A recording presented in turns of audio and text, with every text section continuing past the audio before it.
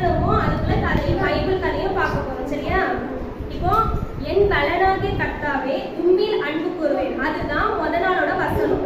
அதுக்காக நம்ம ஒரு அண்ணனை பத்தி நம்ம பைபிள்ல பார்க்க போறோம். அது எந்த அண்ணன் பார்த்துருவோமா?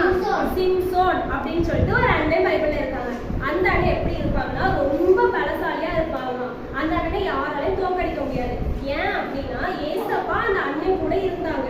அதனால அந்த அண்ணனால எதை வேணாலும் பண்ண முடியும். ஏசப்பாவோட பலனை வச்சு ஏசப்பா கொடுத்த ஞானத்தை வச்சு அவங்க எல்லாத்தையுமே செஞ்சாங்க. சரியா?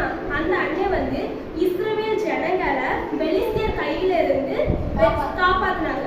காப்பாத்து அவங்க 20 வருஷம் அவங்க நடத்திட்டு வந்தாங்க. சரி, எத்தனை வருஷம் நடத்திட்டு வந்தாங்க? 20 வருஷம் அவங்க நடத்திட்டு வந்தாங்க.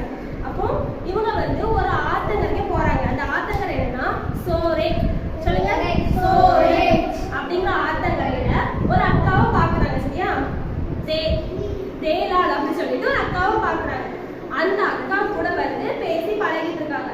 அப்போ அந்த அக்கா பெலிஸ்தியர் தேசத்துல இருக்கும்போது அவங்க என்ன சொல்றாங்க, பெலிஸ்தியரோட அதிபதிகள் இருக்காங்கல்ல, அங்க பெரிய பெரிய ஆட்கள் இருப்பாங்க. அவங்க சொல்றாங்க, சிம்சோனோட பலன் எதுல இருக்கு அப்படின்னு நீ கண்டுபிடிச்சு கொடுத்தனா உனக்கு நான் வெள்ளி காசு தருவேன் அப்படின்னு சொல்லிட்டு சொல்லுவாங்க. சரியா?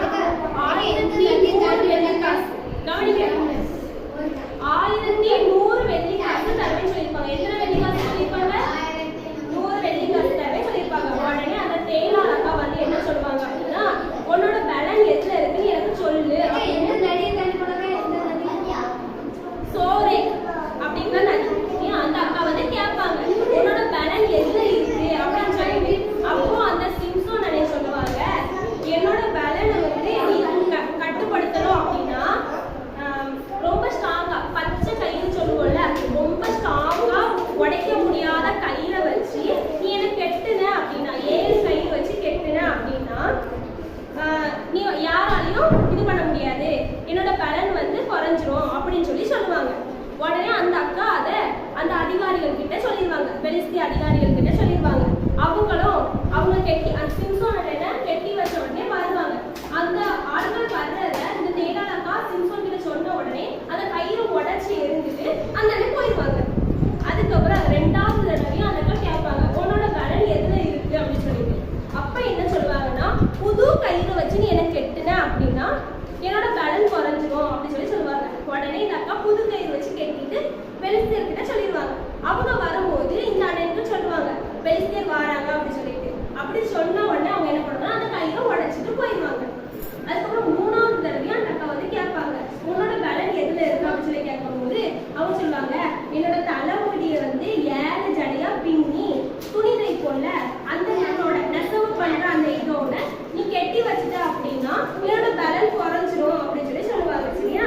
3வது இப்படி சொல்லுவாங்க. அப்போ அதே மாதிரி அந்த அக்கா பண்ணிடுவாங்க. பண்ணிட்டு பெலிஸ்தியர் வாராங்க அப்படின்னு சொன்னோடனே இந்த அண்ணன் அந்த கயிறு எல்லாத்தையும் உடைச்சு போட்டு அத்துட்டு போயிடுவாங்க. அந்த அண்ணனுக்கு பலன் குறையாது. அதுக்கப்புறம் அந்த அக்கா கேட்டாங்க, நீ என்ன நேசிக்கிறதானே, அப்புறம் எதுக்கு நீ என்னை ஏமாத்திட்டே இருக்க, நீ எனக்கு உண்மையே சொல்லலாம் தானே அப்படின்னு சொல்லிட்டு அந்த அக்கா டெய்லியும் கேட்டுட்டே இருப்பாங்க. உடனே இந்த அண்ணனுக்கு கஷ்டமாயிடும். சரி நம்ம சொல்லுவோம் அப்படின்னு சொல்லிட்டு அந்த அண்ணன் என்ன சொல்லுவாங்க அப்படின்னா, என் கூட ஏசப்பா இருக்காங்க, என்னோட முடியில தான் என்னோட பலன் ஃபுல்லா இருக்கு அப்படின்னு சொல்லிட்டு உண்மையா சொல்லிடுவாங்க. உண்மையா சொன்ன உடனே இந்த அக்கா பெலிஸ்தியர் கிட்ட சொல்லிடுவாங்க. சொல்லி காசு வாங்கிடுவாங்க. எவ்வளவு காசு சொன்னேன்? 1100. சரியா? வாங்கிடுவாங்க. வாங்கினதுக்கு அப்புறம் இந்த அக்கா அந்த அண்ணனை மடியில படுக்க வச்சு அவங்க முடிய ஃபுல்லா எடுத்துருவாங்க, மொட்டை அடிச்சிருவாங்க. அப்படி முடிய ஃபுல்லா வெட்டின உடனே அந்த அண்ணனுக்கு பலன் இல்லாம போயிடும். ஆனா அந்த அண்ணன் அது பெருசா எடுத்துக்க மாட்டாங்க.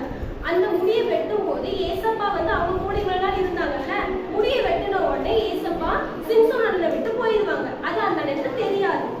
அதுக்கப்புறம் அந்த அக்கா ஏற்கனவே பெலிஸ்தியர் கிட்ட சொல்லிட்டாங்கல்ல, இதுதான் விஷயம் அப்படின்ட்டு அவங்க வந்துருவாங்க.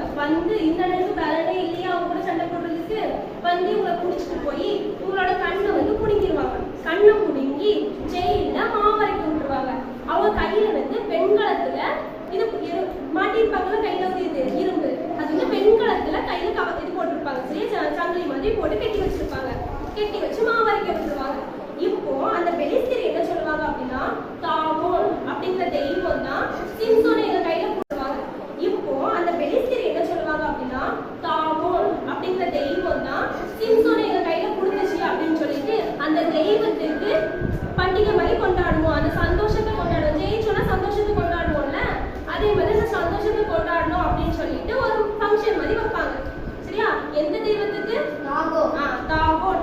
அப்படின்னு சொல்லிட்டு ஒரு தெய்வத்துக்கு. சரியா? அப்படி வைக்கும் போது ஒரு பெரிய மண்டபம், அந்த மண்டபத்துல நிறைய தூண் இருக்கும், அந்த இடத்துல வைப்பாங்க. அப்போ இந்த அண்ணனை வந்து அங்க கூட்டு வரணும் அப்படின்னு சொல்லிட்டு சொல்லி விட்டுருப்பாங்க. இந்த சிம்சோன் அண்ணனையும் அந்த மண்டபத்துக்கு கூப்பிட்டு வருவாங்க. அப்படி கூப்பிட்டு வரும்போது அந்த ரெண்டு கண்ணு தெரியாது தானே. அப்போ அந்த கூப்பிட்டு வர ஆள்கிட்ட சிம்சோன் அண்ணன் என்ன சொல்லுவாங்கன்னா, நான் வந்து அந்த தூண் கிட்ட நிக்கிறதுக்கு என்ன கொண்டு போய் விடுங்க அப்படிங்கிற மாதிரி சொல்லுவாங்க. அந்த தூணை தடவி அந்த இடத்துல போய் நிக்கிறதுக்கு. ஏன்னா கண்ணு தெரியாதான் நீ தொட்டுக்கிறத பார்த்துதானே நம்ம பார்ப்போம். அப்படி கொண்டு போய் விட்டுருவாங்க. விட்ட உடனே அந்த மண்டபத்துல 3000 பேர் இருப்பாங்க. எத்தனை பேர் இருப்பாங்க? 3000 பேர் அந்த மண்டபத்துல இருப்பாங்க. இந்த அண்ணன் அந்த தூண் பக்கத்துல போய் நிற்கும் போது அந்த அண்ணன் வந்து ஏசப்பா கிட்ட கேட்பாங்க, இந்த ஒரு தடவை மட்டும் என்ன மன்னிச்சிருங்க, எனக்கு பலன் கொடுங்க. நான் வந்து நீங்க கொடுக்குற பலத்தால இவங்க எல்லாரையும் அழிச்சு நானும் செத்து போயிடுறேன் அப்படின்னு சொல்லி ஏசப்பாட்ட கேட்பாங்க. உடனே ஏசப்பாவும் சரின்னு சொல்லிட்டு அந்த ஒரு தடவை மட்டும் அவங்களுக்கு பலன் கொடுப்பாங்க. பலன் கொடுக்கும் போது அந்த அண்ணன் என்ன பண்ணாங்க, தூண்ல சாஞ்சிருக்காங்கல்ல, அந்த தூணை தள்ளி விட்டு அந்த மண்டபத்தை இடிச்சிருவாங்க. மண்டபத்தை இடிச்ச உடனே அங்க உள்ள இருக்க எல்லாருமே விழுந்து வந்தனே, அப்ப அவங்க செத்து போயிருவாங்க தானே. அவங்க கூட சேர்ந்து சிம்சோன் அண்ணன் செத்து போயிருவாங்க. அப்போ இதுல இருந்து நம்ம என்ன கத்துக்கிறோம் அப்படின்னா, ஏசப்பா நம்ம கூட இருக்கும்போது எல்லாத்தையும் பண்றதுக்கு ஏசப்பா பலன் கொடுப்பாங்க. இந்த சிம்சோன் அண்ணன் வந்து கழுதுக்கு இருந்த கழுதை, அதோட தாடை எலும்பு, இந்த எலும்பு இருக்குல்ல, இந்த எலும்பை வச்சு 1000 பேரை கொன்னாங்க. சரியா? எத்தனை பேர் கொன்னாங்க? 1000 பேரை கொன்னாங்க. அவ்வளவு பலசாலியா இருந்தவங்க ஏசப்பா வந்து விட்டு விலகின உடனே அவங்களோட பலன் எல்லாமே இல்லாம போயிருச்சு. அவங்களால எதுவுமே பண்ண முடியாம கண்ணு புடுங்கப்பட்டு மாவரைச்சிட்டு இருந்தாங்க. அப்படிதானே? அப்போ நம்ம எவ்வளவு பெரிய பலசாலியா இருந்தாலும் ஏசப்பா நம்ம கூட இருக்கும்போது மட்டும்தான் அந்த பலன் நம்ம கிட்ட இருக்கும். சரியா? நம்ம ஏசப்பா கிட்ட நம்ம டெய்லி ப்ரேயர் பண்ணி பைபிள் வாசிச்சு நம்ம ஏசப்பா கூட இருக்கும்போது அவங்களோட பலன் நம்ம கிட்ட இருக்கும். சரியா? அவங்களோட பலன் இருக்கும்போது இந்த உலகத்துல இருக்க பிரச்சனைய, பாவத்தை எல்லாத்தையும் நம்ம உதறிட்டு அதுல இருந்து நம்ம தப்பிச்சு வரலாம். ஏசப்பா பிள்ளையா நம்ம இல்ல அப்படின்னா, ஏசப்பா பலன் நம்ம கிட்ட இல்லைன்னா நம்ம இந்த உலக பிரகாரமான விஷயத்துல அந்த உலகத்துக்குள்ள நம்ம மாட்டிப்போம். அதனால நம்ம டெய்லி ஏசப்பா கிட்ட ஜெபம் பண்ண, ஏசப்பா எனக்கு நீங்க பலன் கொடுங்க அப்படின்னு சொல்லி கேட்கிறோம். ஒரு வசனம் மட்டும் பார்ப்போமா? என்னை பலப்படுத்துகிற கிறிஸ்துவினாலே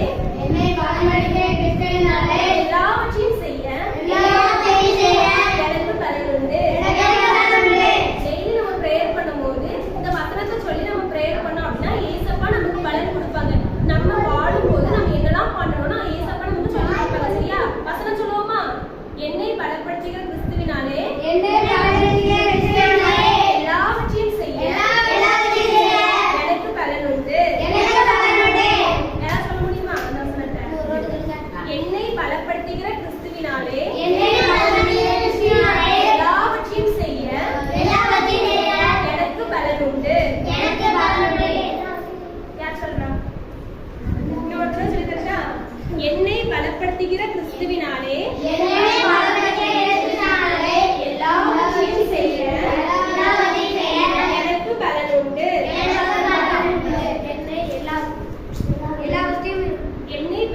என்னை பலப்படுத்துகிற எல்லாவற்றையும் கிறிஸ்துவினாலே எல்லாவற்றையும் செய்ய எனக்கு பலன் உண்டு. அப்படி சொல்லி ஜெபம் பண்ணும்போது ஏசப்பா நமக்கு பலன் கொடுப்பாங்க. சரியா?